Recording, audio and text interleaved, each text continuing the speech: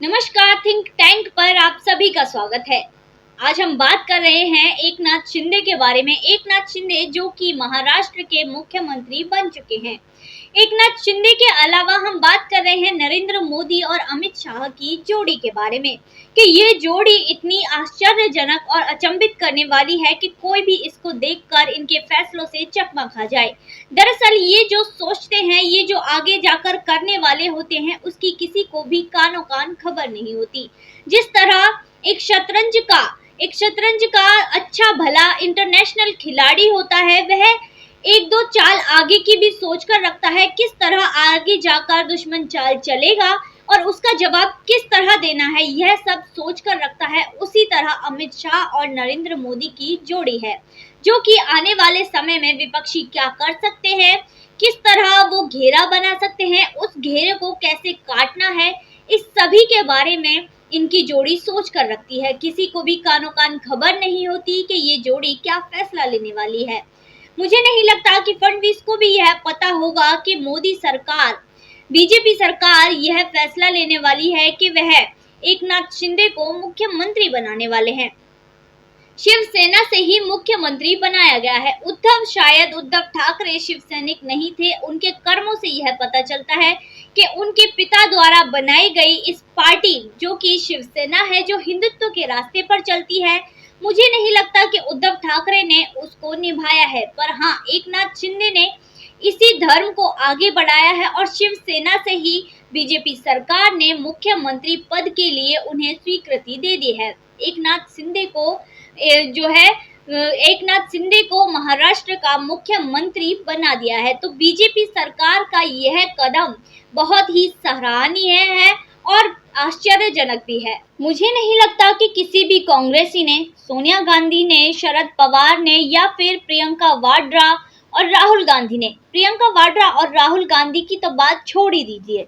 मुझे नहीं लगता कि किसी भी कांग्रेसी ने, किसी भी कांग्रेस के नेता ने यह सोचा होगा कि यहाँ पर महाराष्ट्र में एकनाथ शिंदे को मुख्यमंत्री बना दिया जाएगा, पर ऐसा ही हुआ। एक बार कुछ ही दिन पहले उद्धव ठाकरे ने फेसबुक पर लाइव किया था, जिसमें उन्होंने सिंपैथी बटोरने की कोशिश की। उन्होंने कहा कि मैं एकनाथ शिंदे से कोई मेरा बैर नहीं है, मैं बाला साहब ठाकरे का बेटा हूँ, शिव सैनिक हूँ। दरअसल शिव सैनिक का मतलब भी उद्धव ठाकरे को नहीं पता। असली शिव सैनिक उद्धव ठाकरे नहीं, एकनाथ शिंदे हैं। बाला साहब की विरासत अब एकनाथ शिंदे के हाथ में है। असली शिव सैनिक उद्धव ठाकरे हैं ही नहीं। दरअसल ये कहकर वो सिंपैथी बटोरना चाहते थे, पर ऐसा नहीं हुआ। बीजेपी सरकार ने जो कदम उठाया, शायद ही उसके बारे में किसी को पता होगा। जो बीजेपी सरकार ने ये कदम उठाया है, वह सिर्फ महाराष्ट्र की राजनीति के लिए ही नहीं, बल्कि पूरे देश की राजनीति के लिए कारगर साबित होगी, फायदेमंद साबित होगी। महाराष्ट्र में सिर्फ एकनाथ शिंदे की नियुक्ति से ही ये जो राजनीति है, इसने नया रुख मोड़ लिया है, नई ओर कदम रख लिया है। दरअसल बीजेपी ने सोच लिया था कि उद्धव ठाकरे के पास शिवसेना को रहने ही नहीं देना है, क्योंकि उद्धव ठाकरे शिवसेना चलाने के लायक नहीं है।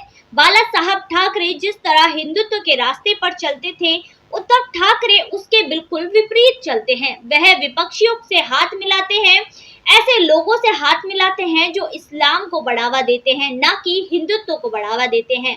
वो इस्लामिक वोट बैंक पर चलते हैं, ऐसे लोगों से उन्होंने हाथ मिलाया हुआ था। इसका नतीजा आज उन्हें भुगतने को मिला है। उद्धव ठाकरे तो नहीं, परंतु एकनाथ शिंदे बाला साहब ठाकरे के जो है राजनीति पर चलते थे, हिंदुत्व पर चलते थे। इसी का फायदा उठाते हुए एकनाथ शिंदे है, उनको बीजेपी सरकार ने महाराष्ट्र का मुख्यमंत्री बना दिया है और उद्धव ठाकरे के हाथ से शिवसेना को छीन लिया है। औपचारिक रूप से अभी इस बात की पुष्टि नहीं की गई है, घोषणा नहीं की गई है कि शिवसेना किसके पास रहेगी, पर जिसके भी पास रहे, असली शिवसेना एकनाथ शिंदे की ही मानी जाएगी। इसके अलावा बीजेपी सरकार ने जो दांव खेले हैं, उनमें सबसे बड़े शिकार कौन हुए हैं? सबसे बड़े शिकार पहले हुए हैं उद्धव ठाकरे। उद्धव ठाकरे ही वो इंसान हैं जो इस दांव के सबसे बड़े शिकार हुए हैं। आहत उन्हें पहुंचा है। इसके अलावा जो शिकार हुए हैं वो है उद्धव ठाकरे की शिवसेना। एकनाथ शिंदे की शिवसेना नहीं, बल्कि उद्धव ठाकरे की शिवसेना। इसके अलावा जो शिकार हुए हैं वो है काका, जो अपने आप को चाणक्य कहलवाने के लिए आतुर रहते हैं। वह अपने आप को चाणक्य नीति का मानते हैं, जिनका नाम है शरद पवार। वो भी एक ऐसे नेता हैं जो इस दाव का शिकार बने हैं। अब वो एक कोने में बैठे हुए हैं, चुप्पी साधे हुए। इसके अलावा मराठा प्राइड को यहाँ पर सार्थक किया गया है। मोदी सरकार ने जो यहाँ पर काम किया है, मोदी सरकार और अमित शाह की जोड़ी ने धरती पुत्र नाम की इस धरती पुत्र जो राजनीति को यहाँ पर सार्थक किया है और इसी से यहाँ पर मुख्यमंत्री की घोषणा की है और धरती पुत्र राजनीति को यहाँ पर लागू कर दिया है। तो शिवसेना का आधार बनाकर बीजेपी ने जो कदम उठाया है वह इन दोनों के मिलने से कई गुना बढ़ गया है और कई गुना इसमें सशक्तिकरण और समृद्धि आ गई है। तो यही हुआ, जो संदेश इससे मिला है पूरे देश को, पूरे देश की राजनीति को, वो क्या मिला है कि यह पिछले 10 दिनों से यही चर्चा चल रही थी कि पहला ये मुद्दा है जिसमें हिंदुत्व के मुद्दे पर राजनीति चल रही है और सरकार, कहीं की सरकार गिरने जा रही है। 10 दिनों से यही चर्चा चल रही थी। मैंने भी इसके बारे में कई बार चर्चा की है, जिसके बाद जो अब पहला कदम जो उठाया गया है, बीजेपी सरकार ने अपने पार्टी के बारे में ना सोचते हुए, सोचा भी और नहीं भी सोचा, वह चाहते तो देवेंद्र फडणवीस को भी मुख्यमंत्री बना सकते थे, पर उन्होंने हिंदुत्वता को सार्थक किया और हिंदुत्व को आगे लेकर ही उन्होंने यह कदम उठाया कि जिसने भी इस कदम में, हिंदुत्व में पहला कदम बढ़ाया, उसी को मुख्यमंत्री बनाया जाएगा। तो इसलिए एकनाथ शिंदे को यहाँ पर मुख्यमंत्री बना दिया गया। देवेंद्र फडणवीस के जो करियर है, राजनीतिक करियर, उस पर मुझे नहीं लगता कि इस फैसले से कोई भी ज्यादा बड़ा असर पड़ेगा, क्योंकि मुझे लगता है कि बीजेपी ने शायद उनके लिए इससे भी बेहतर कुछ सोच रखा हो। बीजेपी कभी भी किसी को पीछे छोड़ते हुए कोई काम नहीं करती। बीजेपी ने अगर एकनाथ शिंदे को मुख्यमंत्री बनाया है तो देवेंद्र फडणवीस के लिए भी कुछ सोचा होगा। मुझे तो यही लग रहा था, जिसके बारे में मैंने कहा भी था कि देवेंद्र फडणवीस ही आगे जाकर महाराष्ट्र के मुख्यमंत्री बन सकते हैं, पर जो नरेंद्र मोदी और अमित शाह करते हैं उसके बारे में मैंने कहा था कि किसी को कानो कान खबर नहीं होती, तो ये उसी का नतीजा है। तो अगर बीजेपी सरकार ने कुछ किया है तो उनके देवेंद्र फडणवीस के लिए भी हो सकता है इससे भी बेहतर कुछ सोच रखा हो। वो किसी भी अपने कार्यकर्ता के लिए या नेता के लिए पीछे नहीं हटते, आगे की सोच कर ही चलते हैं।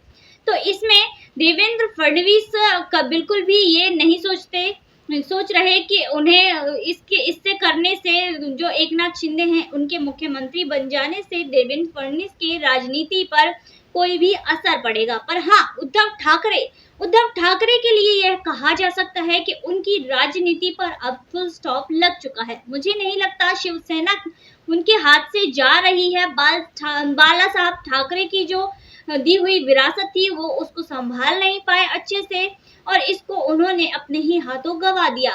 तो इसके आगे राजनीति में उनका कोई करियर है, राजनीति उन्हें करनी चाहिए नहीं करनी चाहिए, इसके बारे में मैं कुछ और नहीं कह सकती। बस इतना कह सकती हूँ कि अब राजनीति उनके बस में नहीं है, उनका राजनीतिक कैरियर अब यहीं पर खत्म हो चुका है। तो एकनाथ शिंदे को मुख्यमंत्री बनाकर शरद पवार को उनकी औकात दिखा दी गई है, उनको उनकी जगह दिखा दी गई है। अब आपसे बात करते हैं कि किस तरह ये सरकार काम करती है, नरेंद्र मोदी की सरकार किस तरह काम करती है, इसके बारे में चर्चा करते हैं। देखिए कैसे सोचते हैं ये लोग कि आज एकनाथ शिंदे को मुख्यमंत्री बनाने की घोषणा की है और इसके बाद कल ही 2,500 करोड़ का यहाँ पर बजट सेंसस कर दिया गया, बजट पास कर दिया गया। वो किसके लिए? जो कोऑपरेटिव्स हैं उनके लिए, उनको ऑनलाइन करने के लिए यहाँ पर 2,500 करोड़ का बजट पास किया गया है। अब जो बैंकों की तरह, जिस तरह बैंकों में ऑनलाइन होता है सारा काम, उसी तरह यहाँ भी अब सारा काम ऑनलाइन ही होगा। इन सभी इकाइयों को ऑनलाइन कर दिया जाएगा।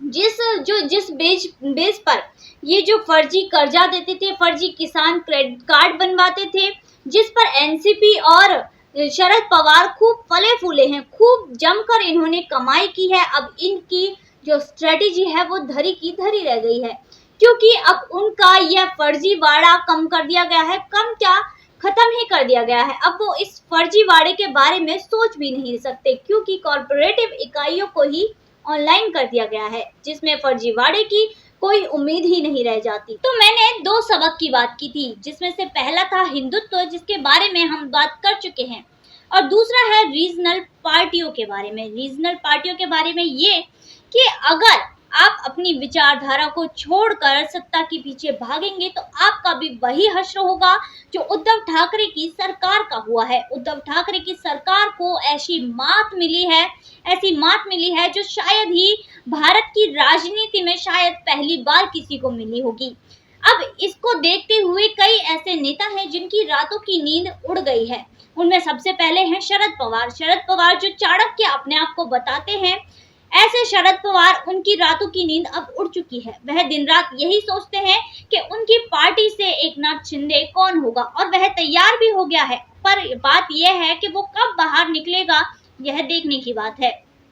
इसके अलावा नीतीश कुमार, उन्हें भी यह सोचना चाहिए कि एकनाथ शिंदे उनकी पार्टी से कौन सा होगा। तो सारी रीजनल जो पार्टियां हैं वो यही सोच में लगी हैं, इस विचार के ऊपर अपना मत रखने के लिए मजबूर हो चुकी हैं, विचार को सोचने पर मजबूर हो चुकी हैं कि उनकी पार्टी से अगला एकनाथ शिंदे कौन होगा, चाहे वह अखिलेश की सरकार हो, अखिलेश की पार्टी हो, मायावती की हो या लालू प्रसाद यादव की हो। सभी रीजनल पार्टियों के लिए यह एक सबक है। अगर आप अपनी विचारधारा छोड़कर सत्ता के पीछे भागेंगे तो आप भी उद्धव ठाकरे की तरह ही बन जाएंगे, और वही हश्र आपका भी होगा जो उद्धव ठाकरे का हुआ है। तो लोगों के मन में विचारधारा ये थी कि जहां पर कांग्रेस होती है, बीजेपी सरकार वही बनती है, बीजेपी वही जीतती है जहां पर कांग्रेस बनती है, कांग्रेस सरकार होती है। पर अब रीजनल पार्टियों को भी हराना बीजेपी ने शुरू कर दिया है। बीजेपी अब रीजनल पार्टियों को भी जो शुरू कर दिया है हराना, क्योंकि लोग मानते थे कि जहां रीजनल पार्टी होती है वहां बीजेपी कहीं नहीं जीती, पर उन्होंने अब ऐसा कर दिखाया है, बीजेपी ने ऐसा कर दिखाया है। यूपी में 2 बार, इसके अलावा त्रिपुरा में, असम में कांग्रेस की सरकार को रीजनल पार्टी होने पर भी मजबूर कर दिया था बीजेपी सरकार ने। इसके अलावा हरियाणा में, तेलंगाना अगला ऐसा राज्य होगा जहां पर ऐसा होगा कि यहाँ पर बीजेपी की सरकार बनेगी। तो तेलंगाना के बारे में आगे जाकर देखेंगे। इसके अलावा जो कांग्रेस मुक्ति देश की कल्पना जो हो रही थी वो अभी लगभग हो चुका है। इसके बाद मुझे लगता है कि नरेंद्र मोदी और अमित शाह की जोड़ी ने एक और ऐसी शपथ ली है, ऐसा जो है अगला जो टारगेट बनाया है कि जो रीजनल पार्टियों से भी, इन रीजनल पार्टियों से भी भारत को मुक्त करा दिया जाए। तो ऐसा टारगेट लेकर अब बीजेपी सरकार चल रही है। रीजनल पार्टियों की विचारधारा ये बन चुकी थी कि जहां पर सत्ता है वहीं पर चलना चाहिए, चाहे उनकी विचारधारा कुछ भी हो। रीजनल पार्टियां यही सोचकर चलती थी, पर मोदी सरकार ने आज यह दिखा दिया है कि यह सोच बिल्कुल गलत है। इस सोच के साथ कभी नहीं चलना चाहिए, क्योंकि उद्धव ठाकरे की सरकार का जो हाल हुआ है उससे यह सभी को एक सबक मिला है। उद्धव ठाकरे की सरकार ने 2019 में जनादेश को धोखा दिया था, बीजेपी को दिया था वो एक अलग बात है, पर जनादेश को उन्होंने धोखा किया था, उनके साथ विश्वासघात किया था, यह बहुत बड़ी बात थी। उन्होंने बीजेपी के साथ गठबंधन में बीजेपी का इस्तेमाल करके उन्होंने चुनाव जीता, और एनसीपी और कांग्रेस के साथ बाद में चुनाव जीतने के बाद जाकर मिल गए। तो उन्होंने ऐसा किया, पर इससे जो जनादेश है लोगों को बहुत धक्का लगा, लोगों के मन में बहुत ठेस पहुंची, और उसी का रिजल्ट ये है कि आज 2.5 साल में उद्धव ठाकरे को अपने पद से हटा दिया गया, और एकनाथ शिंदे को, जो हिंदुत्व के रास्ते पर चलते हैं, उन्हें मुख्यमंत्री बना दिया गया। पर जो मोदी सरकार है उसका ये बड़कपन कह लो, बीजेपी का, या कुछ भी कह लो, उन्होंने सत्ता का मोह त्याग दिया। जो लोग चाह रहे थे कि एकनाथ शिंदे जो है आने वाले समय में मुख्यमंत्री बनना चाहिए, वही हुआ। बीजेपी ने अपनी सत्ता का मोह त्यागा, क्योंकि वह देवेंद्र फडणवीस को भी अपने जो कार्यकर्ता हैं, जो बीजेपी के ही नेता हैं, उन्हें भी मुख्यमंत्री बना सकते थे, पर बीजेपी ने ऐसा कुछ नहीं किया और एकनाथ शिंदे को, शिव सैनिक को ही यहाँ का जो है मुख्यमंत्री बना दिया गया है। तो आज की वीडियो में बस इतना ही। फिर मुलाकात होगी नई वीडियो नए विषय के साथ। देखते रहिए थिंक टैंक।